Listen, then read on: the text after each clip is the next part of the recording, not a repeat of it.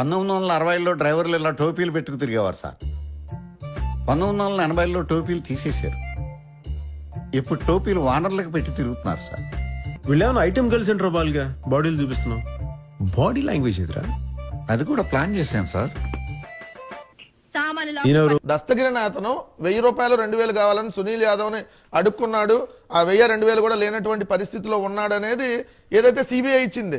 అదే దస్తగిరి ఇప్పుడు ఒక డ్రైవర్ని పెట్టుకుని వెహికల్ నడుపుతున్నాడు. తను డ్రైవర్గా పనిచేసిన వాడికి డ్రైవర్ని పెట్టుకుని సొంత వెహికల్ వచ్చింది, ఆస్తి వచ్చింది, ఎక్కడి నుంచినో తెలియదు. పోనీ వివేకానంద రెడ్డి మర్డర్ కేసులో డబ్బులు వీళ్ళు ఇచ్చిందంటారా? ఆ డబ్బులు ఆల్రెడీ సిబిఐ స్వాధీనం చేసేసుకున్నాయి. మరి ఇతనికి డబ్బులు ఎక్కడి నుంచి వచ్చినాయి? డ్రైవర్గా చేసే వ్యక్తికి కోట్ల రూపాయల డబ్బులు ఎక్కడి నుంచి వచ్చినాయి? రెగ్యులర్ మెయింటెనెన్స్ నెలకు 2.5-3 లక్షల రూపాయలు ఎక్కడి నుంచి వస్తున్నాయి? ప్రెస్ మీట్లు పెట్టే స్థాయికి ఎక్కడి నుంచి ఎదిగాడు? గ్రేట్. ఆంధ్రప్రదేశ్లో ఒక కోణాన్నే మాట్లాడుకునేటువంటి